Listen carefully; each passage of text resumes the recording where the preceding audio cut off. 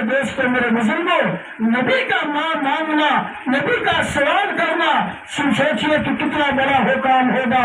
اور اللہ تبارک و تعالیٰ جب عام بندے کی باتوں کو سنتا ہے تو ایک نبی جو ان کا خاص محبوب بندہ ہے ان کی آواز کو کیوں نہ سنے گا؟ اللہ تعالیٰ کے دربار میں فرمایا رب ہب لی من الصالحین، اے پروردگار ایک نیک صالح بردبار حلیم تحمل مزاج اولاد مجھے عطا کیجیے۔ اللہ تبارک و تعالیٰ کا کرنا تھا۔ اللہ تعالیٰ کے سامنے ابراہیم نے دعا کی، ادھر سے غیب سے آواز آئی فبشرناہ بغلام حلیم، اے ابراہیم، اے خلیل اللہ، میں نے آپ کو خوشخبری دے دیا ہے، آپ کو ایک حلیم بردبار لڑکا پیدا ہونے والا ہے۔ یہاں پر مورخین مفسرین نے ایک نقطہ بیان کیا کہ اللہ تبارک و تعالیٰ سے ابراہیم نے تو اولاد نیک صالح مانگا تھا، لیکن اللہ تبارک و تعالیٰ نے آپ کو حلیم بردبار لڑکا عطا فرمایا۔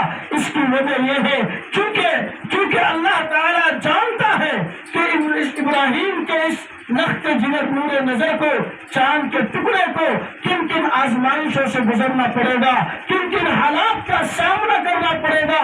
اللہ تو آگے کی باتوں کو جانتا ہے، پیچھے کی باتوں کو جانتا ہے۔ اس لیے اللہ تعالیٰ نے ابراہیم کو اگرچہ مانا تھا صالح اور نیک، لیکن صالح اور نیک ہونے کے ساتھ ساتھ ان کو حلیم اور بردبار لڑکا عطا فرمایا تاکہ امتحان میں کوئی گھبراہٹ نہ ہو، تکلیف نہ ہو۔ میرے بزرگوں دوستوں، تاریخ شاہد ہے ابراہیم علیہ السلام ابھی جوان ہے۔ اللہ تبارک و تعالیٰ نے ان سے امتحانات شروع کر دیے۔ سب سے پہلا امتحان حضرت ابراہیم علیہ السلام کا توحید باری پر ہوتا ہے۔ نمرود جیسے ظالم بادشاہ سے مقابلہ ہوتا ہے اور ان سے مناظرہ ہوتا ہے۔ ابراہیم علیہ السلام کہتے ہیں قال ربی الذی یحیی ویمیت، کہ میرا رب اور میرا خدا تو وہ ہے جو انسان کو زندہ کرتا ہے، مارتا ہے۔ تو اس ظالم بادشاہ نے کہا قال انا احیی وامیت، میں بھی انسان کو زندہ کرتا ہوں، میں بھی انسان کو مارتا ہوں۔ تو ابراہیم علیہ السلام دیکھیے اللہ تبارک و تعالیٰ نے کیسی سمجھ اور کیسی عقل عطا کی تھی۔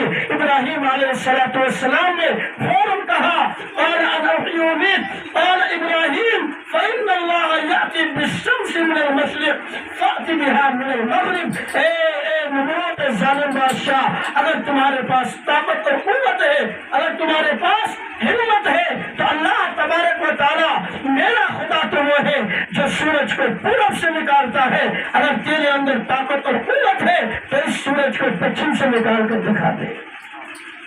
اللہ اکبر۔ شیطان ابلیس ظالم بادشاہ تھا، یہ اس کے ذہن میں، اس کے دماغ میں فطور بھرا ہوا تھا، غرور اور گھمنڈ سے چور تھا۔ اس کی وجہ سے وہ انسان، وہ ایک نوجوان لڑکا جو نہتا ہے، ان کے پاس کوئی ہتھیار نہیں، کوئی سامان نہیں ہے، کچھ بھی نہیں ان کے پاس ہے۔ ایک نوجوان لڑکے کی شکل میں ابراہیم علیہ السلام تنہا کھڑے ہیں، ساری قوم ان کی بغاوت کر رہی ہے اور ابراہیم تنہا سارے لوگوں کا مقابلہ کرتے ہوئے ببانگ دھر اعلان کرتا ہے کہ میرا خدا تو وہ ہے جو سورج کو پورب سے نکالتا ہے۔ اے بادشاہ، اگر تیرے اندر قوت ہے تو سورج کو پچھم سے نکال کر دکھا۔ اتنا کہنا تھا۔ اللہ اکبر۔ فبہت الذی کفر، اتنا کہنا تھا کہ وہ ظالم بادشاہ حق کا بکا رہ گیا۔ مفسرین نے اس کا ترجمہ اسی انداز میں کیا ہے فبہت الذی کفر، وہ ظالم بادشاہ مبہوت ہو گیا، حق کا بکا ہو گیا، اس سے کوئی جواب نہ بن سکا۔ آخر کار یہی ہوا کہ ابراہیم نے اپنی جوانی میں اس ظالم کا مقابلہ کیا اور اسے ایسا جواب دیا کہ اس کے منہ کی بولتی کو بند کر دیا۔ آگے اللہ تبارک و تعالیٰ ابراہیم علیہ السلام کو حکم دیتے ہیں کہ اب دعوت و تبلیغ کا کام شروع کیا جائے۔ ابراہیم کو اللہ سمجھ عطا کرتے ہیں اور دعوت و تبلیغ کے کام کو شروع کرتے ہیں اپنے گھر سے ہی، سب سے پہلے اپنے گھر سے ہی اپنی دعوت کے کام کو شروع کیا۔ اسی وجہ سے علماء کرام اور بزرگان دین کا یہ کہنا ہے کہ اگر دعوت کے کام کو مضبوطی کے ساتھ تھامنا ہے تو دعوت کے کام کو اپنے گھر سے شروع کرو، تب جا کر تمہارے دعوت میں تقویت ملے گی۔ اور اگر دوسرے علاقے میں جا کر تم شیر بن گئے اور تمہارے گھر کا حال یہ ہے کہ ایک بھی نمازی نہیں ہے، ایک بھی دیندار نہیں ہے، تو پھر تمہاری دعوت سے قوم کو نقصان تو ہوگا لیکن فائدہ ہونا مشکل ہو جائے گا۔ اس لیے پہلے اپنے گھر کو سنوارنے کی ضرورت ہے۔ ابراہیم کس گھر میں پیدا ہوئے، کس خانوادے کا لڑکا ہے؟ آپ کو معلوم ہے آزر نام اس کے باپ کا نام تھا آزر۔ بت کو بنا کر بیچا کرتا تھا، یعنی بت بنانا ان کا کام تھا، اور اس کی پرستش ان کا سیوا کرنا ان کا یہی کام تھا۔ وہ بتوں کو پوچھتے تھے۔ ابراہیم علیہ السلام نے اپنے خاندان کے لوگوں کو، اپنے باپ کو سمجھایا کہ یا ابتی لما تعبد ما لا يسمع ولا يبصر ولا يغني عنك شيئا۔ اے میرے باپ، آپ ایسی چیزوں کی پوجا کیوں کرتے ہیں جو نہ سن سکتا ہو، نہ دیکھ سکتا ہو، نہ کھا سکتا ہو، نہ پی سکتا ہو، نہ ذرہ برابر کوئی نقصان پہنچا سکتا ہو؟ حتیٰ کہ اگر اس بت کے اوپر کوئی مچھر بیٹھ جائے تو اس مچھر کو بھی ہلا نہیں سکتا۔ تو پھر ایسی چیزوں کی، ایک بے جان کی آپ پوجا کیوں کرتے ہیں؟ میرے بھائی، بہت ہی پیار کے ساتھ، بہت ہی درد کے ساتھ ابراہیم نے اپنے باپ کو سمجھایا، لیکن چونکہ ان کے باپ کے ذہن بھی خراب، ان کے باپ کی سوچ بھی خراب تھی اور وہ مست تھا بتوں کی پوجا میں، اسی وجہ سے ان کے سمجھ میں بات نہیں آئی اور کہا کہ ابراہیم، یا تو تو اپنے بات سے باز آ جا، ورنہ میں تجھے گھر سے بے گھر کر دوں گا۔ میرے بزرگوں دوستوں، 16ویں پارے میں یہ واقعہ موجود ہے، قرآن کریم خود گواہ ہے۔ اللہ تبارک و تعالیٰ نے حضرت ابراہیم کو حکم دیا، اے ابراہیم، اگر تمہارا باپ میرا دشمن بن رہا ہے، میرے دین کا دشمن ہے، تو تم اپنے گھر بار کو چھوڑ کر اپنی اولاد کو، اپنی بیوی کو لو اور اپنے گھر کو خیر بات کہہ دو اور سلام کہتے ہوئے اپنے گھر سے نکل جاؤ۔ چنانچہ دین کے خاطر اپنی جان کو، اپنی اولاد کو، اپنی بیوی کو ساتھ لیا اور گھر چھوڑ کر جو جنگل کا راستہ کیا اور جنگل میں جا کر قیام کیا اور اپنے گھر میں رہنا اپنے آپ کو پسند نہیں کیا۔ وہی ابراہیم ہے جنہوں نے اپنے بیٹے کو، اپنی بیوی کو لے کر اپنے باپ کو کہا، اے میرے والد، اللہ کی آپ پر سلامتی ہو، اللہ آپ کو معاف کرے، اللہ آپ کی مغفرت فرمائے، اللہ آپ کو دین کی سمجھ عطا فرمائے۔ جب تک میں زندہ رہوں گا آپ کے لیے استغفار کرتا رہوں گا۔ میرے بھائی، میرے بزرگوں، ابراہیم اپنے باپ کے لیے دعا کرتے رہے۔ اس سے علماء کرام نے ایک مسئلہ نکالا اس آیت کریمہ سے کہ دین کے خاطر اگر تمہارا باپ، اگر تمہاری ماں، اگر تمہارے گھر کے 9 افراد اگر مشرک بن جائے، کافر بن جائے اور تمہاری بات کو نہ مانے اور تمہارے ایمان پر حملہ ہونے لگے، یعنی اگر تجھے یقین ہو گیا کہ اگر میں اپنے گھر میں رہوں گا تو میرے ایمان پر بھی حملہ ہوگا، میرا جینا دشوار ہوگا، ایسی صورت میں اپنے گھر کو چھوڑ کر، ماں باپ کو چھوڑ کر دوسری جگہ کا قیام کرنے کا اس کو اجازت دیا ہے۔ اس کے لیے یہ آرڈر ہے، یہ حکم ہے کہ اپنے ایمان کی حفاظت کے لیے اپنے گھر سے نکل جاؤ۔ ابراہیم علیہ السلام جنگل میں چلے گئے۔ اللہ تبارک و تعالیٰ نے پھر بعد میں وحی کیا اور وہ ان کو خبر دیا کہ ابراہیم، آپ کا باپ میرا دشمن، دین کا دشمن ہے، اس لیے آپ ان کے لیے استغفار بھی مت کیجیے۔ چنانچہ ابراہیم علیہ السلام نے پھر اپنے والد کے لیے استغفار کرنا بھی چھوڑ دیا۔ تیسرا واقعہ کیا پیش آیا؟ ابراہیم کا بیٹا ننھا منھا معصوم بچہ اسماعیل ابھی ماں کے گود میں ہے، ہاجرہ کے گود میں ہے، بچہ چھوٹا ہے۔ اللہ تعالیٰ کی طرف سے حکم ہوتا ہے، اے ابراہیم، جاؤ اپنے بیٹے کو، اپنی بیوی کو ایسے جنگل میں اور ایسے مقام پر چھوڑ کر آنا جہاں پر نہ کھیت ہو، نہ کھلیان ہو، جہاں پر پانی کا انتظام ہو، نہ کھانے کا انتظام ہو، نہ کوئی بستی ہو، ایک سنسان وادی ہو، میرے بھائی میرے بزرگوں، آج اگر ہم جیسے لوگ ہوتے تو پھر تو ہمارے لیے یہ کام مشکل کیا ناممکن کام تھا۔ آج ہم لوگ اپنے گھر کو چھوڑنا گوارا نہیں کرتے، چاہے کہ ہم جنگلوں میں جا کر اپنے بچوں کو، اور وہ بچہ وہ وقت جنہیں نور نظر جو بڑھاپے کے عالم میں اور اکلوتا بیٹا بڑی امیدوں کے بعد، بڑی نجات اور دعاؤں کے بعد ایک بیٹا اللہ تعالیٰ نے جسے عطا کیا ہو، اس بیٹے کے بارے میں باپ کو کہا جا رہا ہے کہ تم اپنے بیٹے کو، اپنے لخت جگر نور نظر کو، اپنی بیوی کو ایک جنگل میں چھوڑ کر آؤ۔ سوچئے کہ اس کے باپ کے دل پر کیا گزرتا ہوگا۔ لیکن اللہ کا حکم تھا، اللہ کا حکم کو ماننا ان کا کام تھا۔ یہی ابراہیم، ان کو خلیل اللہ کا لقب اسی لیے ملا تھا کہ اللہ کا جو حکم ان کو ملتا تھا، اللہ کے حکم کو پورا کرنے میں سارے جتن کو لگا دیتے تھے، ساری کوششوں کو قربان کر دیتے تھے، لیکن کہیں اللہ کا حکم ٹوٹ نہ جائے۔ اللہ کے ایک ایک حکم پر عمل کرنے کا نام بندگی اور عبودیت ہے، اور اسی بندگی اور عبودیت کی وجہ سے بندہ کامیاب ہوتا ہے۔ میرے بھائی، ابراہیم علیہ السلام ایک بے آب و گیا وادی میں چھوڑ کر چلے آئے۔ پیچھے سے حضرت حاجرہ نے آواز دیا، اے ابراہیم، آپ کہاں مجھے چھوڑ کر جا رہے ہیں؟ حضرت حاجرہ نے کہا کہ ابراہیم، حضرت حاجرہ سے ابراہیم نے کوئی جواب نہیں دیا۔ اس کے بعد حضرت حاجرہ نے کہا کہ اگر اللہ تعالیٰ کی طرف سے اگر یہ حکم ہے تو پھر آپ کو اجازت ہے، آپ جا سکتے ہیں۔ تو ابراہیم نے شاید گلا ہلا کر جو ہے ہاں بھری ہوگی۔ ابراہیم علیہ السلام نے جو یہ جواب دیا تو حضرت حاجرہ نے کہا، ابراہیم، جو خدا ابراہیم کو آگ میں ڈالنے کے باوجود، گھسنے کے باوجود اسے صحیح سالم نکال سکتا ہے، وہ خدا یقیناً جنگل میں بھی میری حفاظت کر سکتا ہے۔ یہ ان کی بیوی تھی، یہ ان کی اولاد کا، یہ ان کے اولاد کے حالات تھے۔ ایسا کیوں ہوا؟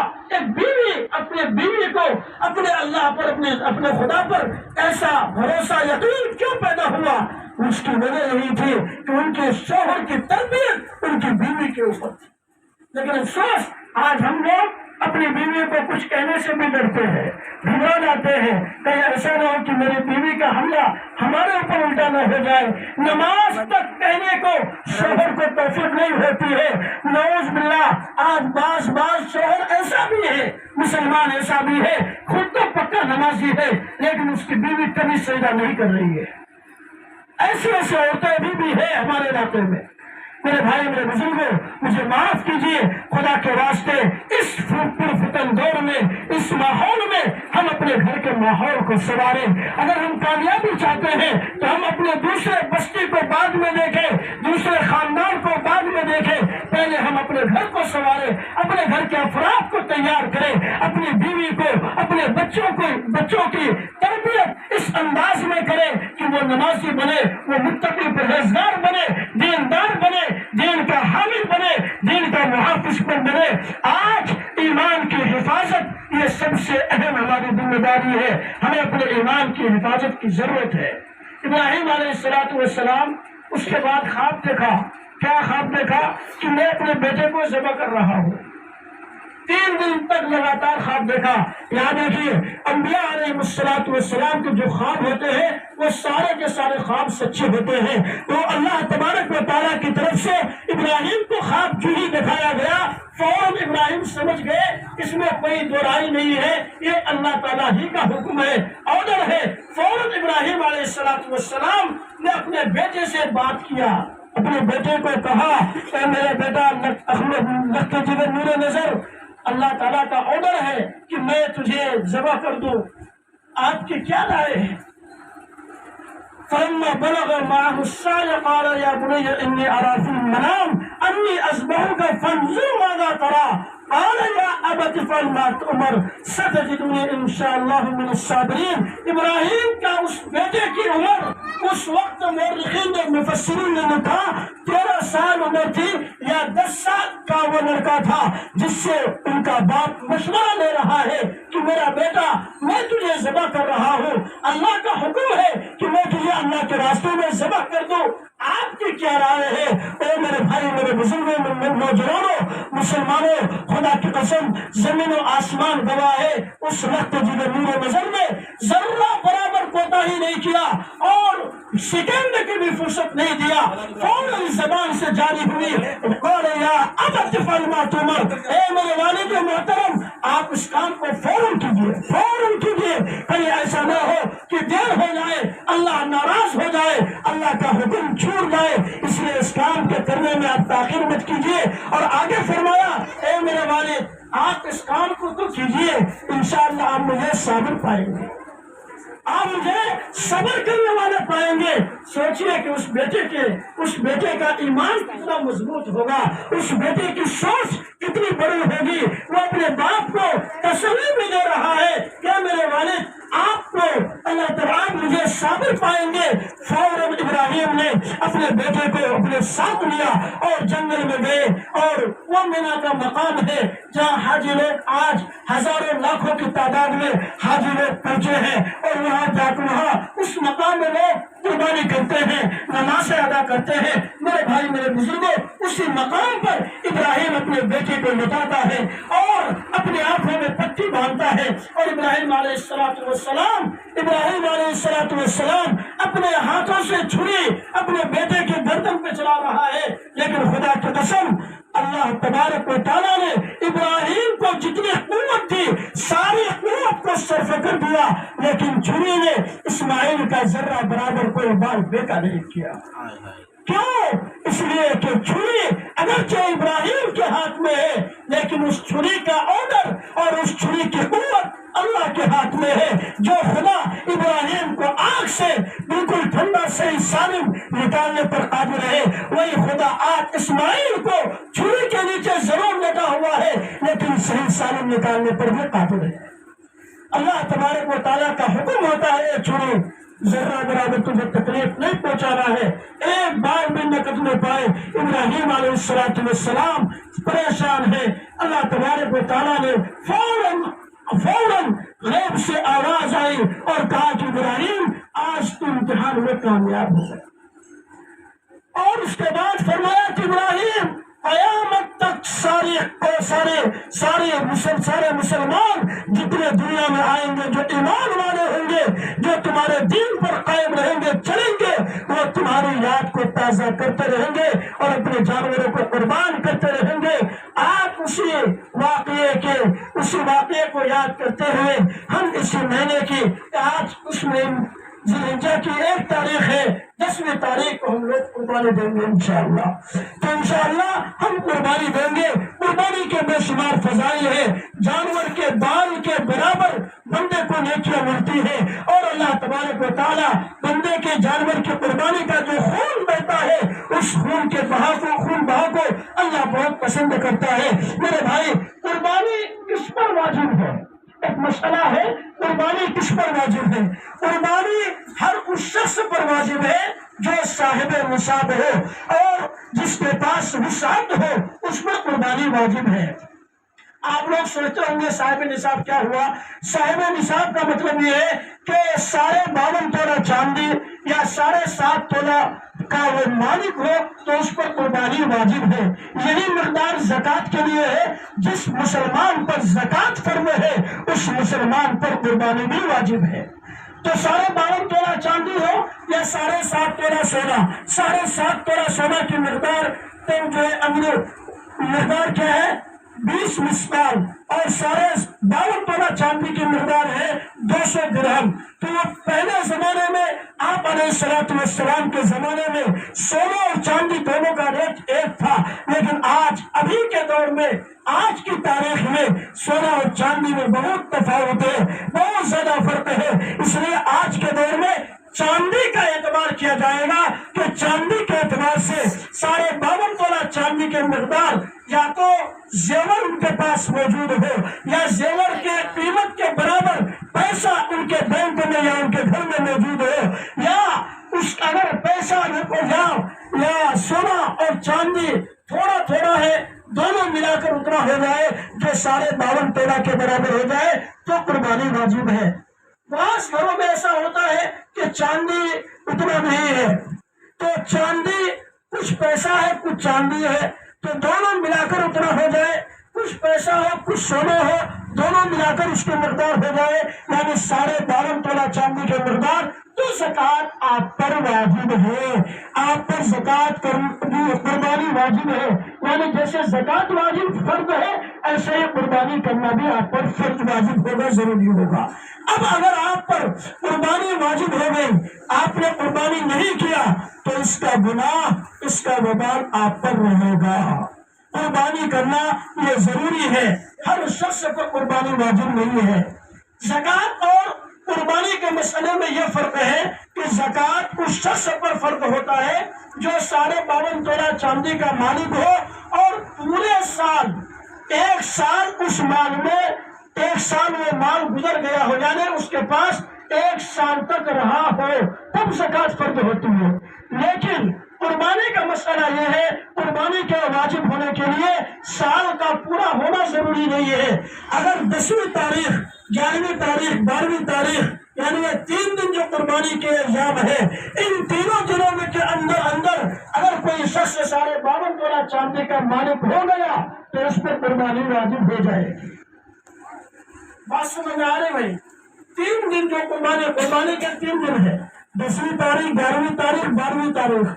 اگر ابھی ہم مان لیجیے ابھی ہم غریب ہیں، ہمارے پاس پیسہ نہیں ہے، اچانک 10ویں دن میں 10ویں تاریخ کو اللہ نے کہیں سے انتظام کر دیا، 50,000 روپے میرے پاس آ گیا، تو آپ کے اوپر قربانی واجب ہے۔ اب اگر آپ یہ کہیں کہ نہیں میں تو غریب ہوں، تو آپ کے یہ کہنے سے نہیں چلے گی گاڑی۔ اگر آپ ادا نہیں کریں گے تو آپ گنہگار ہوں گے۔ قربانی کس کے طرف سے ادا ہوگی؟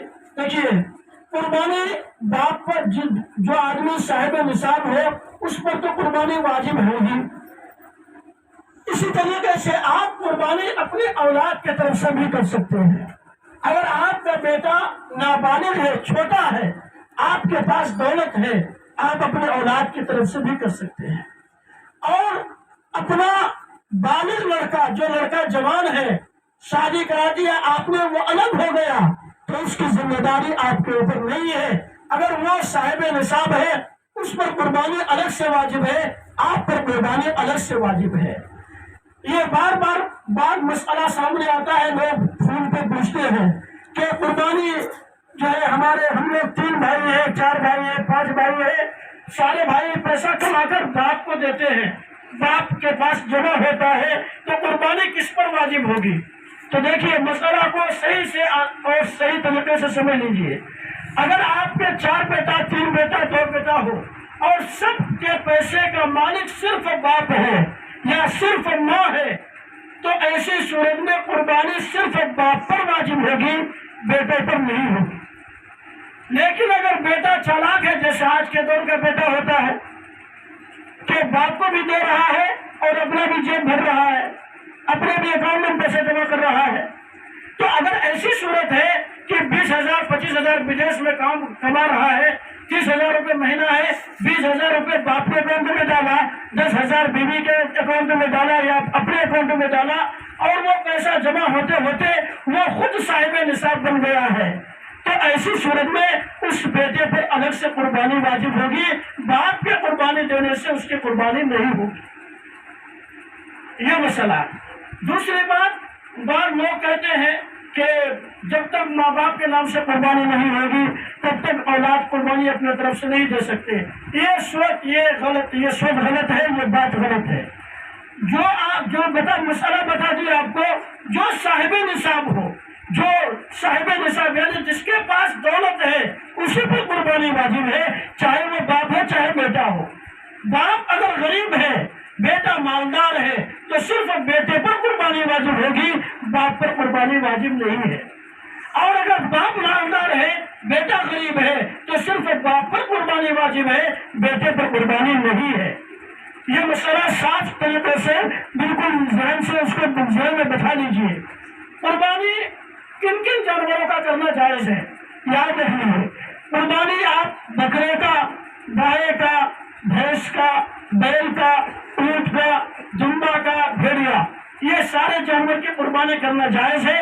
اس کے علاوہ جانوروں کی قربانی جائز نہیں ہے۔ کوئی مرغی کو قربانی کرنا چاہے قربانی کے دن تو کسی اس کی قربانی ادا نہیں ہوگی۔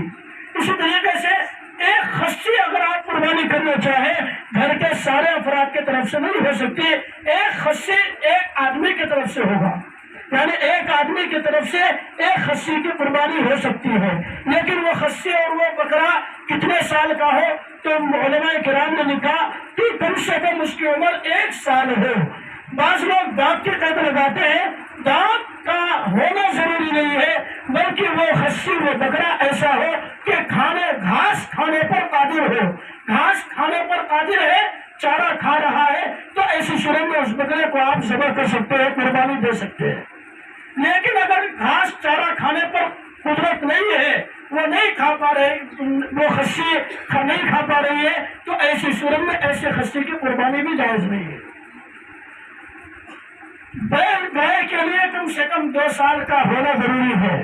2 سال میں اگر 1 دن کم ہوگا تو اس کی قربانی جائز نہیں ہوگی، اس کی قربانی درست نہیں ہوگی۔ تو 2 سال کم سے کم ہونا ضروری ہے۔ اور اونٹ کے اندر 5 سال کی عمر ضروری ہے۔ دانت کا کوئی اعتبار نہیں ہے، دانت تو ایک علامت، ایک پہچان ہے کہ 2 دانت ہے تو لوگ سمجھ لیتے ہیں کہ یہ 2 سال کا ہے، وہ ایک پہچاننے کی چیز ہے، اصل عمر کا اعتبار ہے۔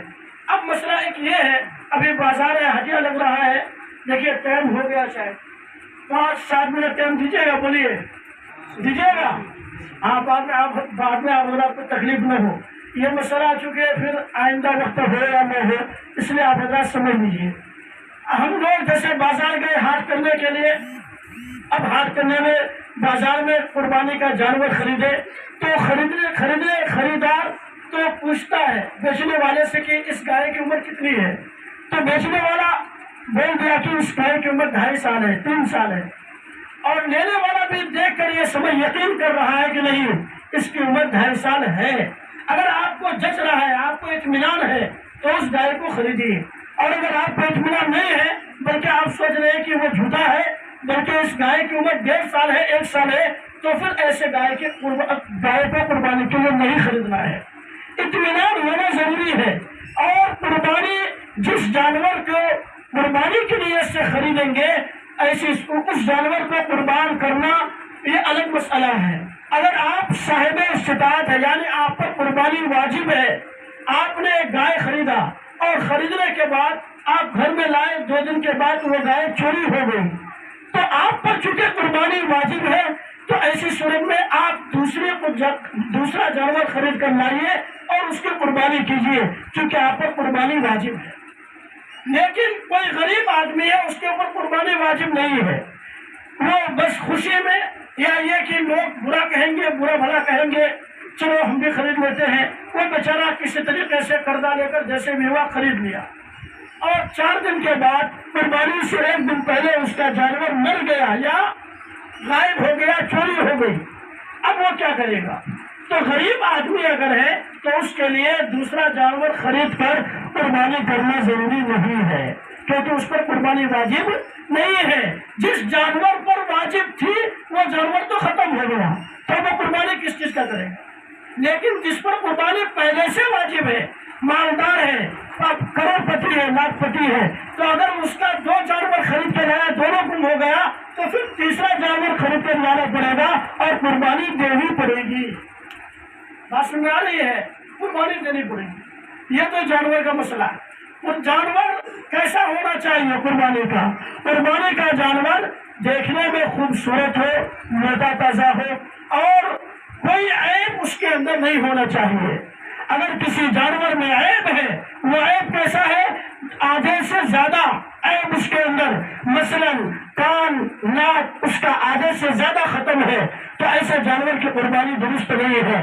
ایسا لنگڑا جانور جو چل کر قربان گاہ تک نہیں پہنچ سکتا ہے، ایسے جانور کی قربانی درست نہیں ہے۔ یا ایسا جانور جو بالکل کمزور ہے، لاغر دبلا ہے، اس کے کے اندر اٹھنے کی طاقت نہیں ہے تو ایسے بھی جانور کی قربانی جائز نہیں ہے. اس لیے قربانی کا جانور خریدے تو یہ سب ساری چیزیں دیکھ کر خریدے. آپ حضرات 2% آپ کا زیادہ لگے لیکن کوشش کیجیے کہ مال اچھا ملے. سال میں 1 مرتبہ قربانی دینی ہے.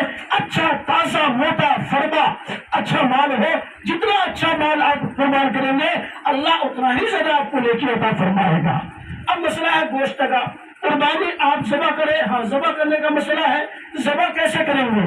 قربانی کے جانور کو لٹانے کا طریقہ یہ ہے کہ اس کا سر دکن طرف ہو اور پیر کا حصہ اتر جانب ہو، لیکن قبلہ منہ چہرہ اس کا قبلہ کی جانب ہونا چاہیے.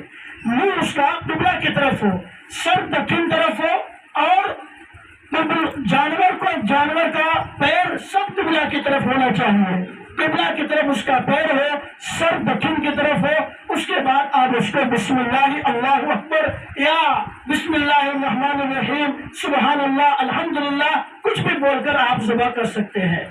بہتر یہ ہے کہ جس کے نام سے قربانی ہو وہ خود اپنے ہاتھ سے ذبح کرے، قصائی وغیرہ سے ذبح نہ کرائے. یہ مسئلہ ہے. جو قربانی اپنے نام سے دے رہا ہے وہ خود اپنے ہاتھ سے ذبح کرے. اور اگر اس کو ذبح کرنے کا طریقہ معلوم نہیں یا وہ بسم اللہ پڑھنا نہیں جانتا تو پھر ایسی صورت میں دوسرے سے بھی کرا سکتا ہے. اگر کوئی عورت ہمت والی ہے اور اس کے گھر میں کوئی مرد نہیں ہے تو عورت بھی قربان کے جانور کو ذبح کر سکتی ہے. بسم اللہ اللہ اکبر بول کر ذبح کر سکتی ہے. بات سمجھ میں آ رہی ہے؟ تو قربانی کے جانور کو ذبح کرنے کے بعد مسئلہ ہے گوشت کا. گوشت کو ہاں قربانی کے جانور میں کم سے کم تو آپ کی مرضی ہے. زیادہ سے زیادہ اگر بڑا جانور ہے، گائے بیل بھینس ہے، تو اس میں آپ زیادہ سے زیادہ 7 آدمی کو شریک کر سکتے ہیں. اور 7 آدمی سے 1 آدمی بھی اگر بڑھ گیا تو کسی کی قربانی جائز نہیں ہوگی، سب کا قربانی حرام ہو جائے گا. اور کم سے کم جتنا آدمی ہو وہ چلے گا، یعنی 7واں حصہ کم سے کم 1 آدمی کا حصہ ہونا چاہیے. 7واں حصہ سے کم نہیں ہونا چاہیے. جیسے ہم لوگ گوشت کھانے کے لیے عام دنوں میں کرتے ہیں، 1 حصہ ہے 2 آدمی لے لیا، تو قربانی میں ایسا نہیں چلے گا. 1 حصہ کو 2 آدمی کریں گے تو سب کی قربانی ناجائز ہو جائے گی، کسی کو قربانی نہیں ہوگی. یہ مسئلہ بتا دیجیے. اب مسئلہ کہ قربانی کے جانور کو آپ ذبح کر کے گوشت بنا دیے تو گوشت بنانے کے بعد اس کو تقسیم کیسے کریں گے؟ قربانی کے جانور کے گوشت کو 3 حصوں میں تقسیم کریں گے. 1 حصہ رشتہ داروں کے لیے، 1 حصہ فقیروں کے لیے، 1 حصہ اپنے گھر کے لیے. آج کے دور میں رشتہ دار لوگ لیتے نہیں ہیں، اس لیے مسئلہ یہ ہے کہ رشتہ دار والا اور اپنا والا حصہ ملا کر 7 حصہ کر دیجئے. اور قربانی کے گوشت میں دھیان دیں، کلیجہ اور جتنا اہم چیزیں ہیں ساری چیزوں کو ملا کر حصہ کریں.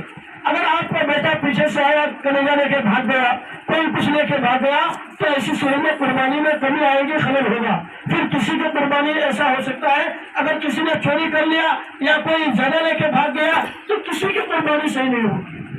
اس لیے اس کا خاص خیال رکھیں. آپ قربانی کے گوشت کو 3 حصہ کریں گے. اس کے بعد اگر کوئی زیادہ اولاد ہے، کسی کے پاس زیادہ کھانے والے ہیں گوشت، تو آپ اپنے گھر میں بھی سارا رکھ سکتے ہیں. ہاں جب فقیروں کو جو آپ دیں گے غریبوں کو، تو غریبوں کے گوشت میں سے اپنے گھر میں بھی آپ رکھ سکتے ہیں اگر آپ کو زیادہ کی ضرورت ہو. اب مسئلہ آیا کھال کا. کھال کا استعمال خود قربانی دینے والا اپنے سامان کے لیے بنانے کے لیے کر سکتا ہے. لیکن اگر آپ کھال کو صدقہ کرنا چاہیں تو دیکھیں مسئلہ یہ ہے کہ اگر کسی قصاب کو کسی بیچنے والے کو، خریدنے والے کو اگر آپ کھال دے رہے ہیں اور ان سے پیسہ لے رہے ہیں تو جتنا پیسہ آپ لیں گے سارے پیسے کا صدقہ کرنا فوراً واجب ہوگا. گھر میں رکھنا جائز نہیں ہے قربانی کا کھال کا پیسہ. لیکن علماء کرام نے یہ مسئلہ صاف طور پر لکھا کہ آپ کھال کو سب سے بہتر اس کا حقدار مدارس دینیہ ہے، جہاں پر بچے پڑھتے ہیں، دین کی تعلیم حاصل کرتے ہیں. وہاں پر دینے میں آپ کو 2 ثواب، 2 فائدہ. پہلا فائدہ یہ ہے کہ آپ کو صدقہ کرنے کا ثواب ملے گا. دوسرا فائدہ یہ ہے کہ اس کھال کے پیسے سے بچے قرآن اور حدیث کو سیکھیں گے. جب تک پڑھیں گے تب تک آپ کے کھال کے دینے کی وجہ سے اعمال میں ثواب چڑھتا رہے گا۔ یہ کتنا بڑا کام ہے، کتنا بڑا فائدہ ہے۔ لیکن افسوس یہ ہے کہ ہمارے یہاں اس علاقے میں لوگ مدرسے والے کو بھی پیسے پر کھال دیتے ہیں۔ یہ صورت اور یہ شکل کو ہٹائیے۔ غریبوں کو، فقیروں کو، بیواؤں کا جو بہانہ ہے آپ کے سامنے، یہ تو آپ پورے سال ان کو دینا ہے اور آپ دیتے ہیں۔ مدارس والے آپ کے پاس 2 بار جاتے ہیں، قربانی میں اور رمضان میں، تو یہ قربانی میں آپ مدارس کو فوٹو دیجیے، مدارس کو ترغیب دیجیے اور بغیر پیسہ کے فری میں کھال مدرسے والوں کو دیجیے۔ یہ آپ کا حق ہے، چونکہ یہ مدرسہ آپ کا ہے، مدرسے کی حفاظت آپ کی ذمہ داری ہے۔ پیسہ لے کر آپ جو دے رہے ہیں نا، اس سے مدارس کا نقصان ہو رہا ہے۔ آپ پیسہ مت لیجیے۔ الحمدللہ ارریہ کے اندر، ارریہ کے علاقے میں ہر مدرسے والے کھال جو اٹھاتے ہیں، 1 پیسہ کوئی نہیں دیتا، نہ کھال والا پیسہ لیتا ہے۔ فری میں سارے کھال جمع ہوتے ہیں، جتنے کھال کا پیسہ ہوا سب مدرسے میں گیا۔ تو کم سے کم وہ دین کی تعلیم میں لگے گا۔ میرے بھائی، میرے بزرگوں، اگر ہم مدارس کی حفاظت میں حصہ لیں گے، انشاءاللہ ہماری اولاد کی ایمان کی حفاظت ہوگی، ہمارا اسلام کی اشاعت ہوگی، مدارس کا تحفظ ہوگا اور مدرسے کی حفاظت کی برکت سے اللہ ہمارے سارے مسئلے کو حل فرما دے گا انشاءاللہ۔ ٹھیک ہے، یہ چند باتیں ہیں۔ اور اس وقت آپ کو میں بتا دوں، الحمدللہ ابھی 150 طلبہ آپ کے مدرسے میں پڑھ رہے ہیں، موجود ہے آپ کے ادارے میں، اور دینیات، نورانی، حفظ اور فارسی میں سے لے کر عربی سوم تک کے بچے آپ کے یہاں زیر تعلیم ہے، بچے علم حاصل کر رہے ہیں، علمی پیاس بجھا رہے ہیں۔ میرے بھائی، میرے بزرگوں، آپ سے گزارش اور درخواست ہے، جہاں تک ہو سکے، جتنا ہو سکے، زیادہ سے زیادہ تعاون کی کوشش کریں۔ انشاءاللہ آپ کا یہ عطیہ ہمیشہ کے لیے کارآمد ہوگا۔ اللہ ہم سب کو عمل کی توفیق عطا فرمائے۔